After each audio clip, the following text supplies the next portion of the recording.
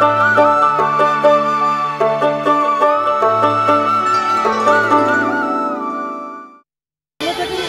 এবং বধির কোলাঘাটের পারুলিয়া গ্রামের সুকুমার মণ্ডল, তিনি কানেও শুনতে পান না এবং কথাও বলতে পারেন না, অর্থাৎ তিনি শারীরিকভাবে পুরোপুরি প্রতিবন্ধী হওয়া সত্ত্বেও তিনি কিন্তু কোনো প্রতিবন্ধী ভাতা পান না। বিভিন্ন সময় বিভিন্ন সরকারি অফিসের দ্বারে দ্বারে ঘুরেছেন, কিন্তু কোনো সুরাহা হয়নি।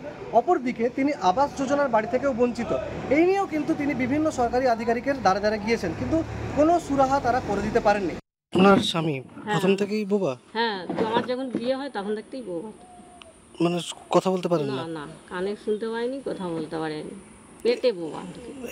এই যে ইনি তো প্রতিবন্ধী, তাহলে প্রতিবন্ধী ভাতাটা পান না? কিছুই পাচ্ছি না। কেন কি জানো, ওই তো অত জায়গায় আমার ছেলে গেল, আমিও গেলাম, বলে পিজি যাও, আমার ছেলেরা পিজি নিয়ে গেল।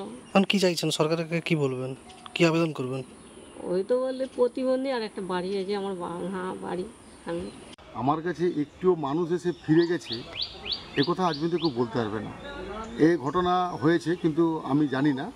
নিশ্চিত করে তিনি যদি পাওয়ার যোগ্য হন, তিনি অবশ্যই পাবেন। শংসাপত্র রয়েছে কিন্তু ভাতা পাচ্ছেন না। ভাতা পাচ্ছে না, তাহলে আমাদের সঙ্গে যোগাযোগ করুন, আমি দায়িত্ব নিচ্ছি, আমি ভাতার ব্যবস্থা করে দেব। দেখুন, পশ্চিমবাংলার বুকে একটা অমানবিক সরকার চলছে, যেখানে শিক্ষিত বেকার যোগ্য ছেলেমেয়েরা হাজারের উপর দিন ধরে আন্দোলন করছে নিজের যোগ্যতায় চাকরি পাওয়ার জন্য।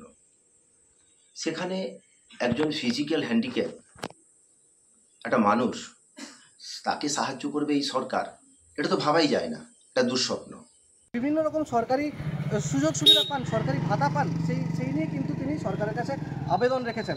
বিজেপির দাবি, যে সরকার নিজেই প্রতিবন্ধী, সেই সরকার সুকুমার মণ্ডলকে সাহায্য করবেন কি করে, অর্থাৎ সরকারি সুযোগ সুবিধা পাবেন কি পাবেন না, এই নিয়ে কিন্তু একটা চাপানুতো সৃষ্টি হয়েছে সুকুমার মণ্ডলকে ঘিরে। আমার শহর কোলাঘাট থেকে সৌম্যজিৎ চট্টোপাধ্যায়, কলকাতা টিভি।